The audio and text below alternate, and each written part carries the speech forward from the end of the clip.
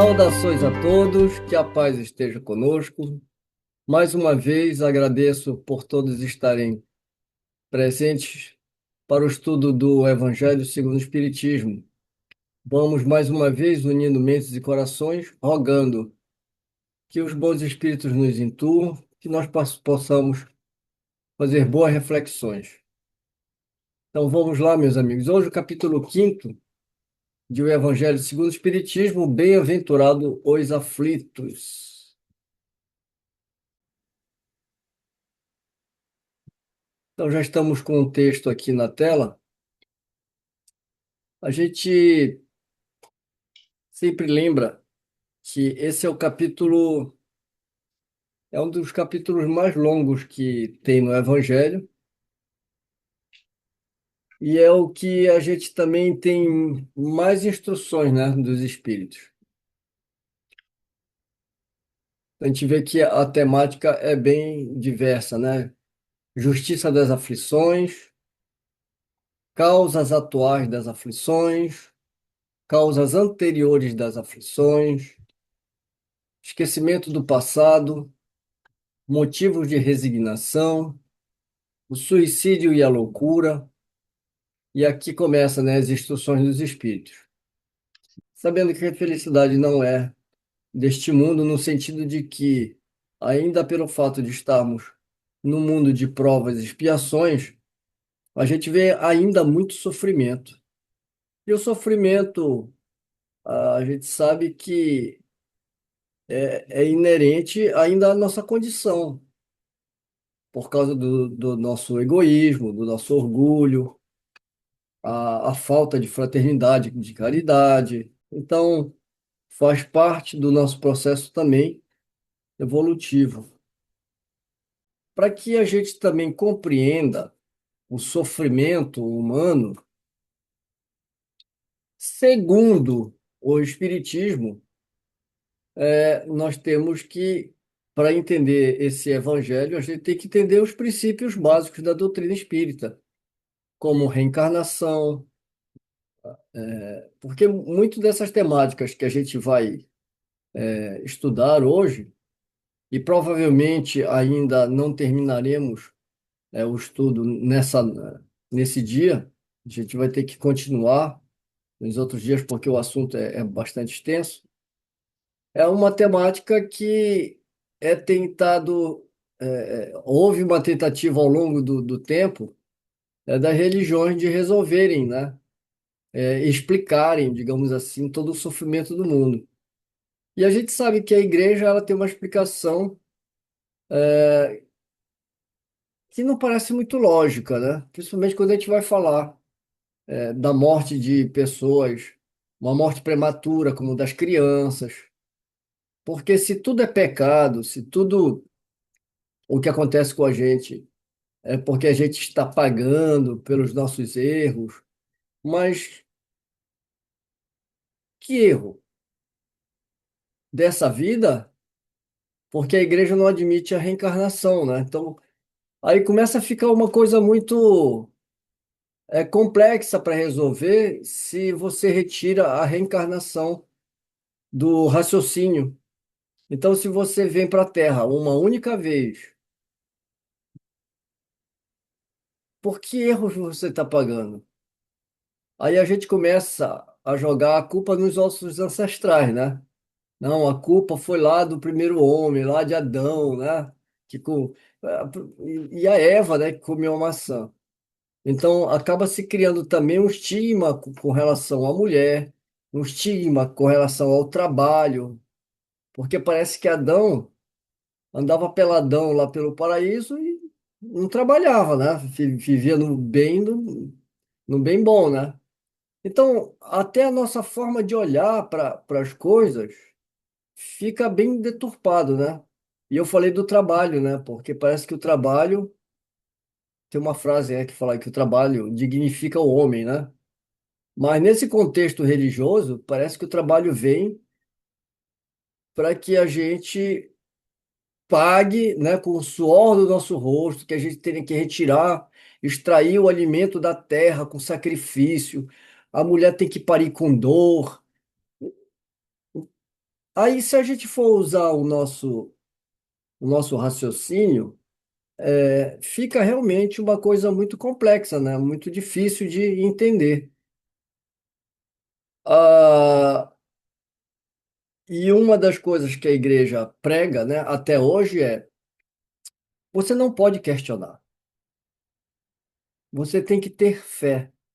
Outro dia eu estava até me referindo a uma fala que eu escutei de um padre, num desses bate-papos da vida aí, eu ouvi de um padre falando que ele, ele vivia muito angustiado, porque ele tinha muita dúvida, né? Então, no primeiro momento, a pessoa o interlocutor, né, achou estranho, mas fala, mas o que move o mundo são as dúvidas, né? Ele não entendeu porque o padre tinha tanta angústia pelo fato de ter dúvida, né? Foi quando o padre explicou que, na verdade, a angústia dele é porque na igreja o que falam para eles é que eles não podem ter dúvida, eles têm que ter fé. Então, é uma fé cega, né? Então, mas por que que tem fé? Se a gente que não é, se as pessoas que mais comuns, né, se questionam com determinadas coisas, por que que Deus criou o diabo, né? Por que que umas pessoas são mais felizes do que outras? Por que umas crianças assim assado? Então, se as pessoas comuns fazem esse questionamento, imagine, né, uma pessoa mais culta, como um padre, né, que a vida inteira é dedicada ao estudo dentro da igreja, dentro dos monastérios, né? Ou seja, o próprio raciocínio, né, vai levar a esse questionamento. Então, há aqueles que se adaptam, né, a essa vida e tem outros que a maioria que eu acredito que são os que questionam, né? Mas se mantém nessa fé cega. Por isso, meus amigos, mas eu acho que a gente tem que começar a prestar atenção como é que a gente está lendo o Evangelho segundo o Espiritismo, né? Porque se a gente entra numa temática como essa aqui, com esse pensamento católico, porque a grande maioria de nós, eu acredito que no futuro a gente já vai encontrar a gente já encontra, né?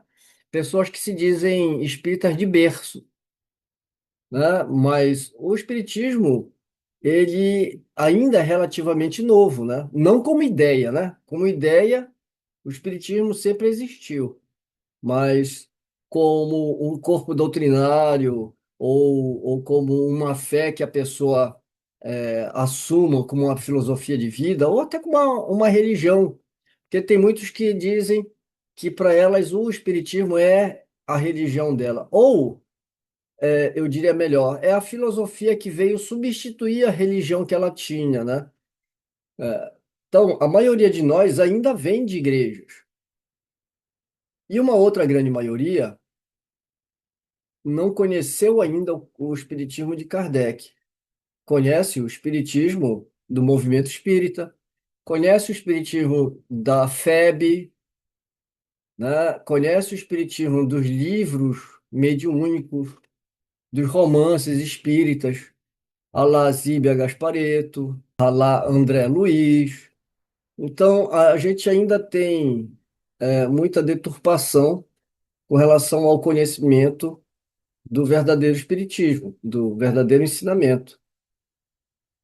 Então, quando a gente entra nessas temáticas, querendo ou não, a gente ainda encontra um ranço muito é, das religiões dogmáticas. Ainda se olha para uma pessoa em sofrimento, e aí a gente tenta explicar com esse espiritismo coxo, né, dizendo que foi erros da vida passada, que a pessoa está cumprindo um karma, que é um conceito, né, não espírita, o conceito de karma, né, e vai começar a fazer uma reinterpretação de velhas ideias como se fossem novas.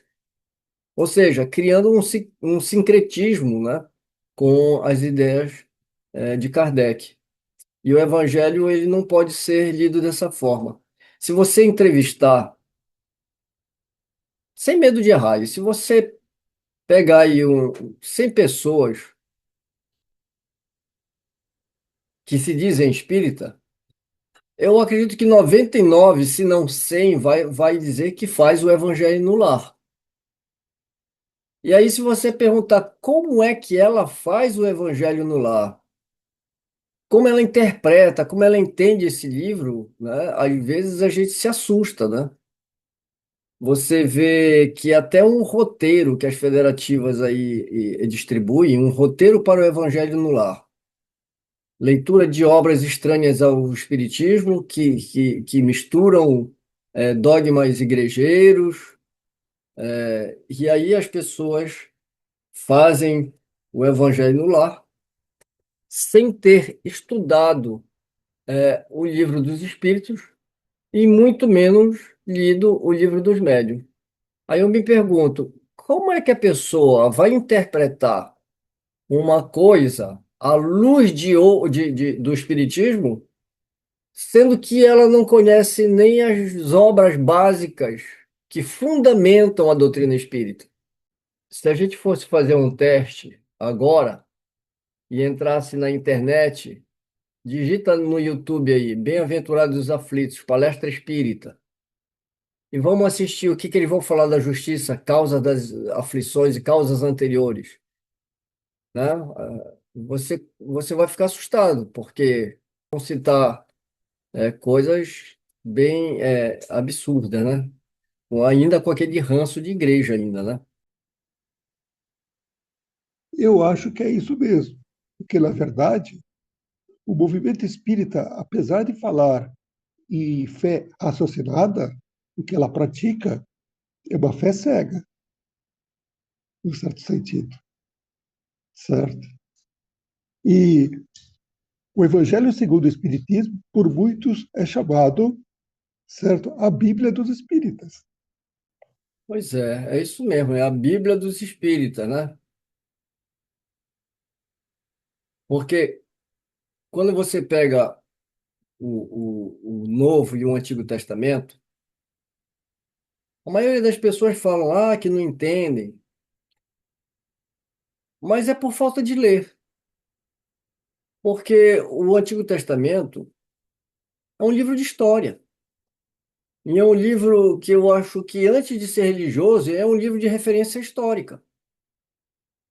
Porque ele está condizente, né, com os fatos históricos mesmo, que ocorreram naqueles períodos todos. Se você for ver as citações de eras, de período, de reis, né, tá tudo ali. Então, muita gente, inclusive historiadores, se baseiam nas escrituras, não porque são sagradas, mas porque são testemunhos da história. Então, se a pessoa ela for ler literalmente a história, você vai ter a história do povo judeu, como é que eles caminharam com Deus, né? E o Novo Testamento, ele segue o mesmo padrão. Por quê? Porque foram escritos por judeus. A gente tem que lembrar que todo patriarca do povo hebreu, a partir do momento que esses livros começaram a ser escritos, né, que foram sendo produzidos, a, a escrita, né, até então era tradição oral, a gente tem que lembrar que cada varão tinha a Torá. Essa Torá era passado de pai para filho e os outros filhos tinham uma cópia dessa Torá. Então o pai passava pro primogênito, os irmãos tinham uma cópia dessa, que no futuro dariam para o varão, né, para o primogênito deles. Esse costume fez com que, quando houve a descoberta na década de 40, 50, dos manuscritos, né, do Mar Morto, ali naquelas cavernas de Qumran, todo mundo correu para lá para ver se tinha alguma novidade, né? A novidade era que continuava tudo velho. Ou seja, as cópias que se encontraram da Torá era exatamente igual às que você tem hoje. Então, o que ajudou a preservar aquelas escrituras foi justamente esse gesto, né, de manter a cópia do original entre os irmãos, sendo que aquele original ia passando de pai para filho. Se a gente segue esse raciocínio, você vai para o Novo Testamento, e o Novo Testamento, ele é escrito por quem? Por judeus. Por isso que até uma incoerência aí, né? Por isso que a gente vê que esses evangelhos que chegaram até nós é uma coisa muito suspeita. Os judeus passaram a vida inteira esperando o Messias. Quando finalmente o Messias chega, eles não iam escrever sobre ele? Escreveram. E por que que não conservaram isso? Né? Então aí você vê que na hora que Constantino vai institucionalizar o cristianismo, né, ele se dá o trabalho de escolher quais eram os evangelhos que iam formar esse cânone aí, né, para contar a história. E todos os outros que a gente chama de apócrifos não eram apócrifos, eram também contando sobre a vida de Jesus, né? Mas qual era a ordem? A ordem pensa no poder que ele tinha, né? Então, se você encontrasse um documento com alguma família, a família era condenada à morte. Então, ninguém podia ter cópia nem nada do evangelho. E aí trouxeram todos os evangelhos, é a partir daí que Constantino escolhe. Não é muita coincidência, quando você pega Mateus, Marcos e Lucas, é por isso que a gente chama de sinótico. Então, ele escolheu os evangelhos que se pareciam e escolheu o de João, que é um mais filosófico ali, né? Sobraram esses quatro. Quando você vai fazer o estudo profundo, você vê que em Marcos, os últimos capítulos de Marcos não é de Marcos. Alguém escreveu e colocou ali. Aí forçaram a barra para eles ficarem bem parecidos uns com os outros, né? Tem muitos erros em Lucas, sendo que Lucas era doutor, né? Era um homem letrado. Então tem muito erro de circunstâncias até, né? Nas cartas. Então você vê que teve muita interpolação. Ou seja, fizeram com que os evangelhos chegassem até a gente da forma que quiseram, né? Ou seja, para montar exatamente toda uma história. Porque se a gente for analisar com cuidado, qual era a religião de Roma, né? Primeiro, quem era Deus para os romanos? Era o imperador. Eles cultuavam vários deuses, mas o Deus mesmo era Deus de Roma, mas era um imperador, né?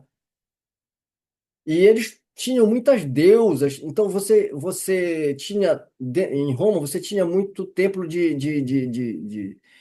principalmente a deusa da fertilidade, deusa disso, deusa daquilo, etc. e tal. Você vai ver que Paulo de Tarso, nas suas viagens, ele sofreu muito em algumas localidades, justamente porque ele mexeu com o status quo da religião do local, né? Tinha uns camaradas que viviam de vender medalhinhas da deusa da fertilidade lá, né? E ele chega, não existem, só existe um Deus e tal. Ele saiu de lá apedrejado, queriam matá-lo, né? Tem até uma passagem dele que jogaram. Ele foi tão apedrejado que ele desmaiou ali, os caras acharam que ele estava morto, jogaram ele no monturo de lixo e foram embora, né? Mas ele não tinha morrido, né? Então ele também mexeu com essas coisas. Por que que eu estou falando isso? Você tem um monte de templo, um monte de estátuas erguidas a esses deuses e essas deusas. O que que a gente vai fazer com isso? Né? E outra, os pagãos, que eram considerados pagãos, né? eles não entendiam muito bem esse negócio aí do cristianismo, né? Os próprios judeus, entre eles também tinha muita divergência. Você vê Tiago tinha um grande problema em aceitar, né? Algumas coisas. Aceitar não. Tinha grande dificuldade em se despir daquelas coisas antigas do judaísmo, como, por exemplo, a circuncisão, né? Então, entre os próprios apóstolos, houve ainda muita resistência a coisas da religião antiga deles. Então, ficou meio um sincretismo ali, ou seja, o cristianismo nascendo no meio dessa sopa de ideias, né? Então, quando o Constantino ele fala, não, a gente vai adotar a religião como religião, né? O cristianismo. E aí, como é que vai atrair esse povo que até então adorava vários deuses? Nasce aí o sincretismo. Então, o camarada ele tem que bolar um plano. A gente vai trazer os evangelhos, a gente vai contar a história da nossa maneira. Tem um monte de estátua aí, ó, se você for ver a estátua de Pedro, estátua de Maria, não eram estátuas de Pedro e de Maria, eram estátuas de deuses que estavam ali. E aí houve o sincretismo, né? Começou-se a... Então, é por isso que apesar de lá nos Dez Mandamentos, né, tá falando não adorareis, né, outros deuses, não sei o quê, não fareis. Por isso que os protestantes pegam no pé do católico por causa de imagem, né? Mas o catolicismo, o catolicismo não, né?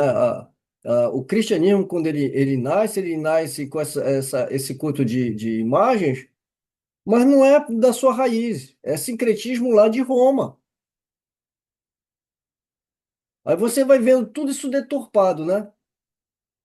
E aí você tem você tem os dogmas da igreja, que é um sincretismo de outras culturas pagãs e que se formou isso aí, né?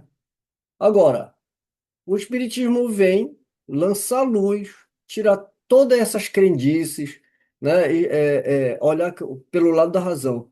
Bem, não tem como a gente voltar no passado e procurar e vasculhar os evangelhos. Tudo que é evangelho que a gente sabe que existe está aí, né? Os quatro que foram adulterados, que adulterados ou não chegaram até nós, e você tem os apócrifos. E mesmo esses apócrifos, você não pode estudá-los simplesmente pega e lê ele. Você tem que estudar fazendo todo um contexto com outras obras, né? Você vê que muita gente fala, tem o Evangelho de Madalena.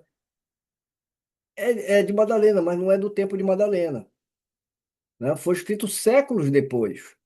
Atribui-se a Madalena. Então você não pode simplesmente pegar esses apócrifos e, como que diz, agora a gente vai descobrir as coisas. Não, porque de Madalena, os apócrifos, né, e o de Tomé, por exemplo, eles se completam, mas ao mesmo tempo você não pode lê-los sem ler outros livros do Antigo Testamento fazendo uma ponte entre eles,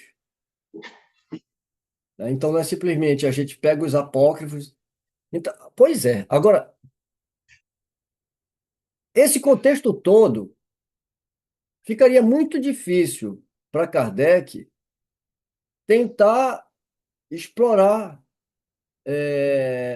qual é o livro que a gente vai se basear para estudar a vida de Jesus. O Evangelho, mas com todas essas problemáticas que, que, que se apresenta, né? Então, Kardec ele não vai perder tempo com as coisas corriqueiras ou com as coisas que acabaram virando polêmica e confusões, né? Ele vai tirar o quê? Ele vai extrair dali o que interessa. Porque o que interessa para a gente é a parte da transformação moral através dos ensinamentos que contém esses evangelhos. E a gente poderia dizer que o núcleo central é o Sermão da Montanha. Se você pegar só o Sermão da Montanha e deixar de lado todo o resto, é o que interessa, é o núcleo da moral de Jesus, certo?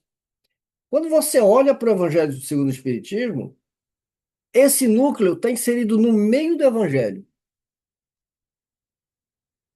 Você pega os primeiros 4 capítulos do Evangelho segundo o Espiritismo, o Kardec está colocando em ordem aquilo ali para nos iniciar com os princípios da doutrina espírita, tá? Quando ele fala aqui, ó, se a gente for olhar com cuidado, né? Primeiro capítulo, não vim destruir a lei, né? Então, ele vai colocar o quê? Mostrando toda a cronologia de como as revelações são trazidas, por Deus através dos espíritos superiores. Então, você vai ver as 3 revelações, né? Moisés, Cristo, o Espiritismo, a aliança da ciência com a religião, né? É o primeiro capítulo. Meu reino não é deste mundo. A vida futura. Então, fala sobre reencarnação.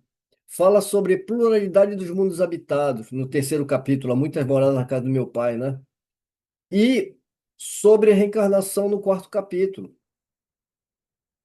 Então, aqui nesses 4 capítulos, o que que ele fez? Ele estabelece, através, do Evangelho, o que o próprio Cristo falava com outras palavras, e agora a gente reinterpretando à luz do Evangelho. Lembrando mais de uma coisa, a gente não pode entrar já imediatamente nos capítulos, porque a maioria das pessoas pulam, né? Prefácio e a introdução. E é na introdução que está a elucidação desses textos. Em um trecho, porque ele vai falar do controle universal do ensino dos espíritos, ele vai mostrar toda a, o trabalho científico, né? Por que que ele fala que a, a filosofia espírita, além de filosofia, ela é uma ciência, pelo critério que ele usou, tá tudo lá. E um trecho importante, né? Que ele vai falar. As matérias contidas nos evangelhos podem ser divididas em 5 partes: os atos comuns da vida do Cristo, os milagres, as predições, as palavras que serviram de base para o estabelecimento dos dogmas da Igreja e o ensino moral. Se as 4 primeiras partes têm sido objeto de controvérsias, a última permaneceu inatacável.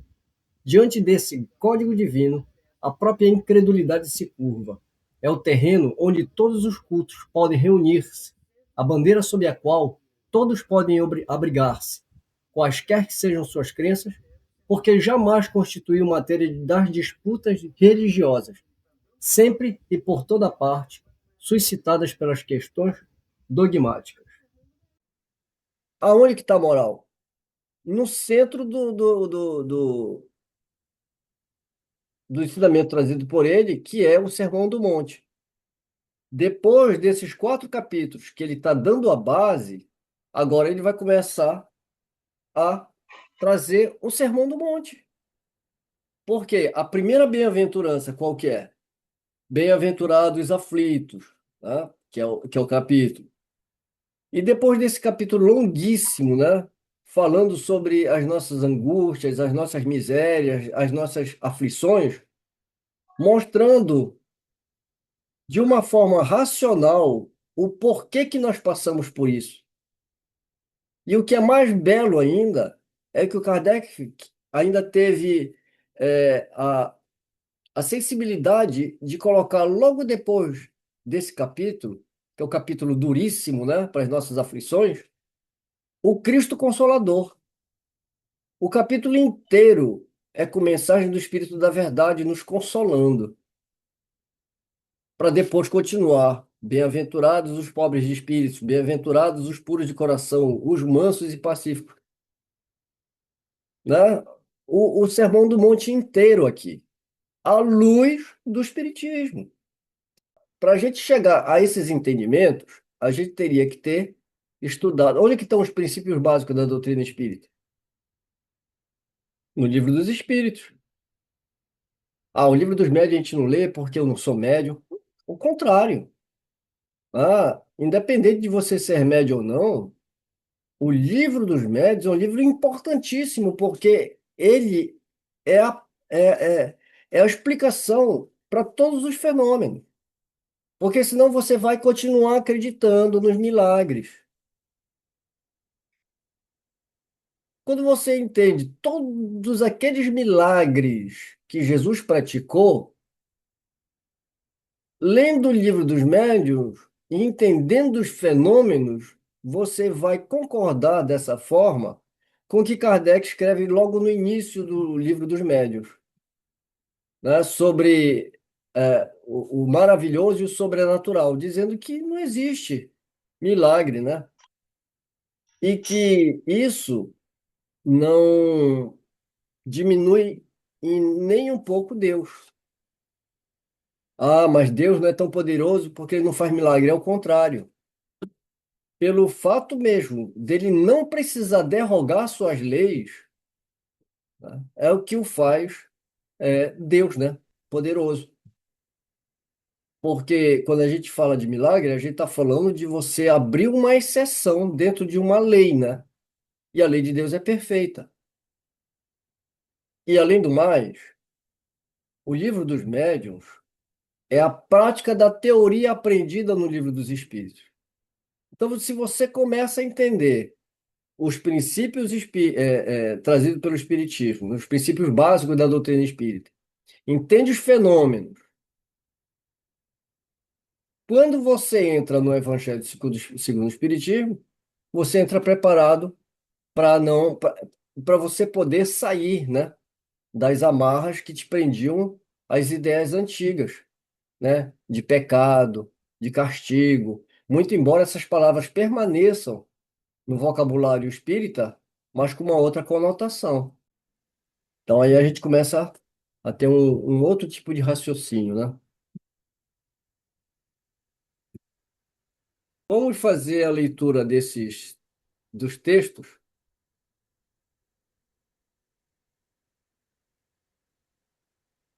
Bem-aventurado os aflitos. Kardec traz para essa abertura de capítulo, ele vai trazer algumas passagens que estão em Mateus e em Lucas. Ele escolhe o capítulo 5º de Mateus, que é onde está, né, o Sermão do Monte, né? Mas ele vai trazer o versículo 4, 6 e 10. Bem-aventurados os que choram, porque serão consolados. Bem-aventurados os famintos e os que têm sede de justiça, porque serão saciados. Bem-aventurados os que sofrem perseguição pela justiça, porque deles é o reino dos céus. Aqui no segundo item, ele vai trazer Lucas no capítulo 6. Ele pega nesse primeiro passo os versículos 20 e 21. No segundo passo, ele pega 24 e 25. Bem, a gente já falou extensamente sobre isso, né? Mas só lembrando, né? O Kardec ele está interessado em trazer os elementos da moral que Jesus estava ensinando. Por isso que ele não vai se ater ao capítulo inteiro, não vai fazer uma exegese, um estudo profundo de todo o capítulo.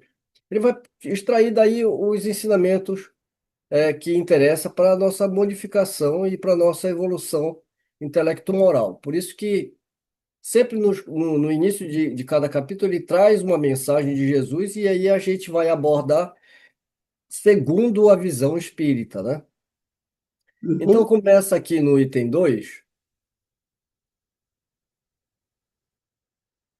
Bem-aventurados vós, que sois pobres, porque vosso é o reino dos céus.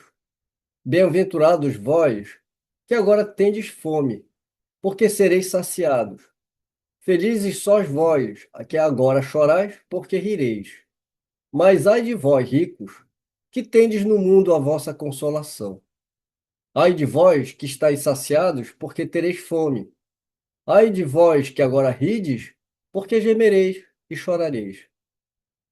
Quando a gente lê esses textos, a gente tem que compreender que Jesus não está fazendo apologia à pobreza e à miséria, e nem está condenando a riqueza. A gente precisa ter os olhos de ver e os ouvidos de ouvir, para extrair aqui a moral que Jesus está trazendo. A gente não pode se apegar à letra, né? Porque quantos não falam assim, nossa, mas que coisa maluca, né? Como é que ele exalta as pessoas que estão sofrendo, que elas serão felizes? É uma falta da gente compreender. E é por isso que a gente está hoje aqui estudando, para a gente entender o que quer dizer essas coisas. Eu só quero deixar claro, antes da gente continuar o texto, que não é uma apologia. Ao contrário, quando a gente vai olhar para nossas vidas como uma única oportunidade, uma única vida, realmente fica muito difícil de você entender por que que Jesus está falando que serão os bem-aventurados que hoje estão sofrendo, que estão chorando. Tá? Primeiro, se a gente levar agora em consideração a reencarnação, a coisa muda de figura. A gente vai entender, né, que não só a pobreza, mas a própria riqueza são provas. E às vezes as provas mais duras são a riqueza.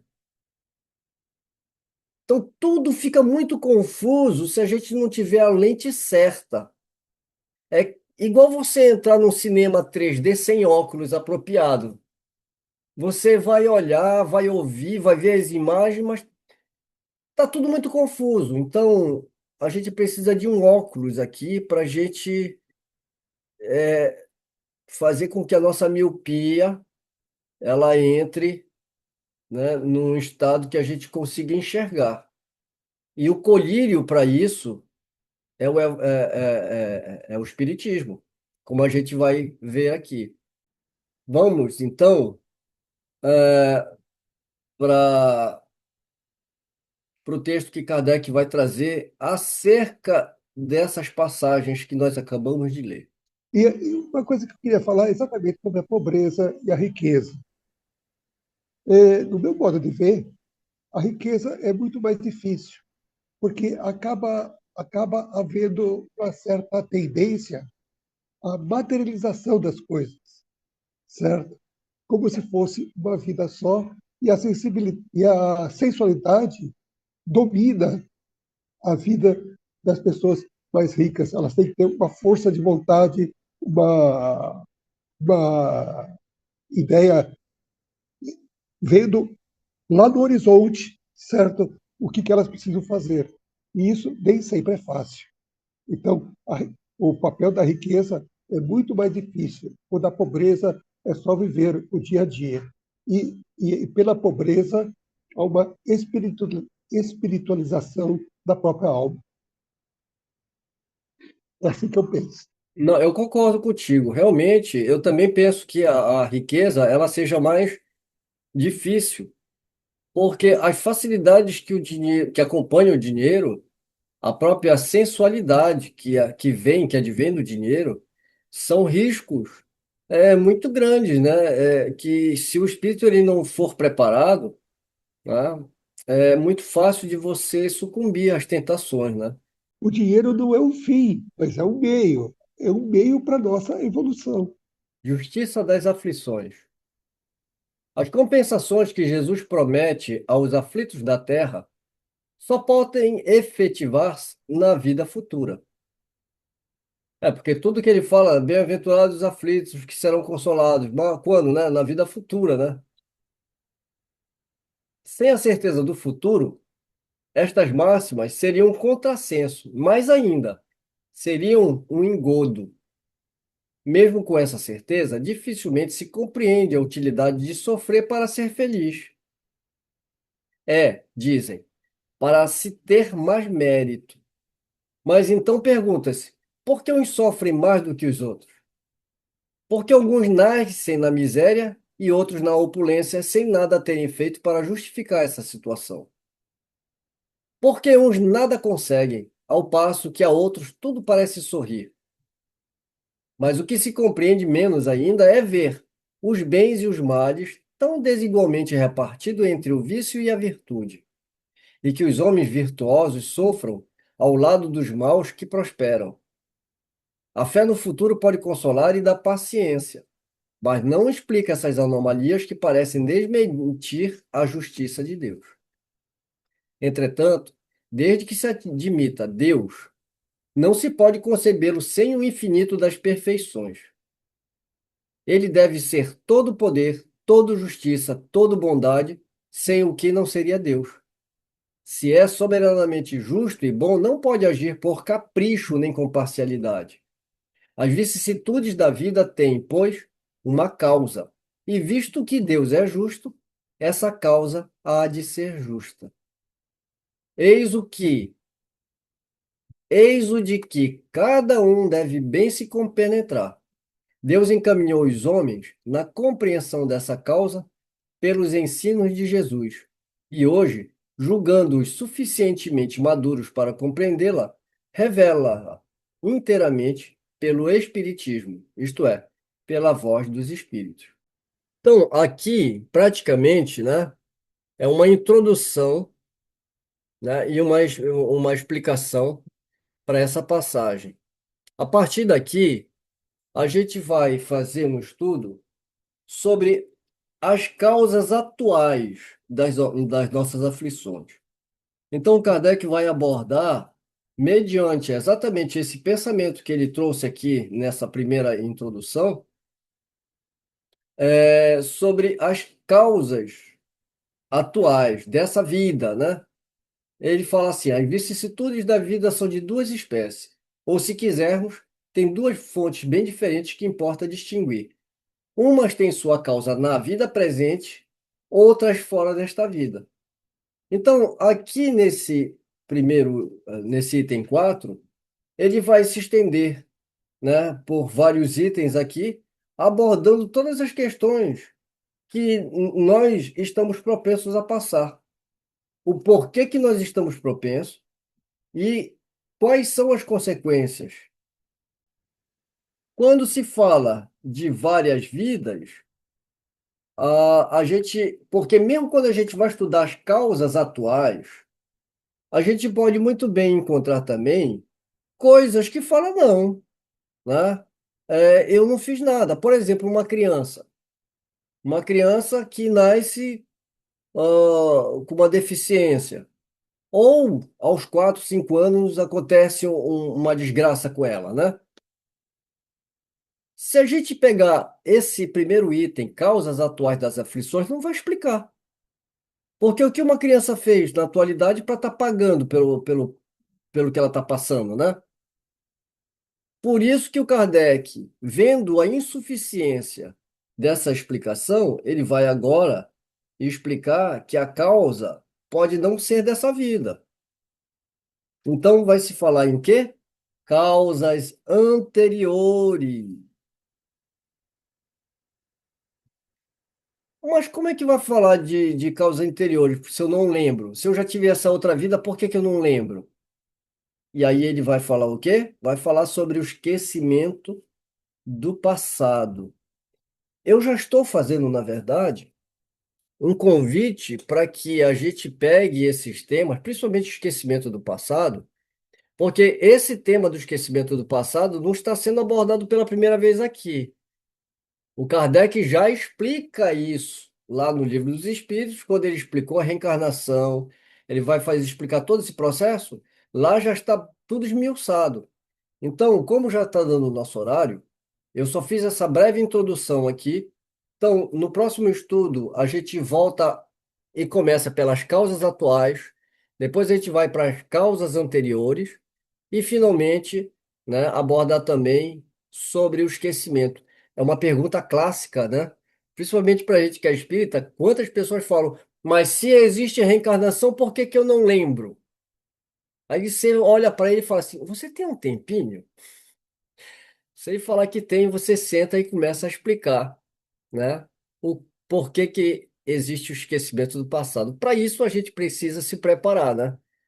Então, como eu sei que vocês já estão preparados, eu só peço para vocês relembrarem sobre o esquecimento do passado. Vai falar, eu esqueci. Então, volta lá e lembra, tá? Então, eu convido vocês para que a gente possa, então, se encontrar no próximo estudo, já com esse dever de casa feito. Então, sendo assim, vamos encerrar o estudo de hoje, já ansioso, né, para que chegue a próxima semana para a gente abordar essas questões. Um beijo no coração de todos e até o próximo estudo.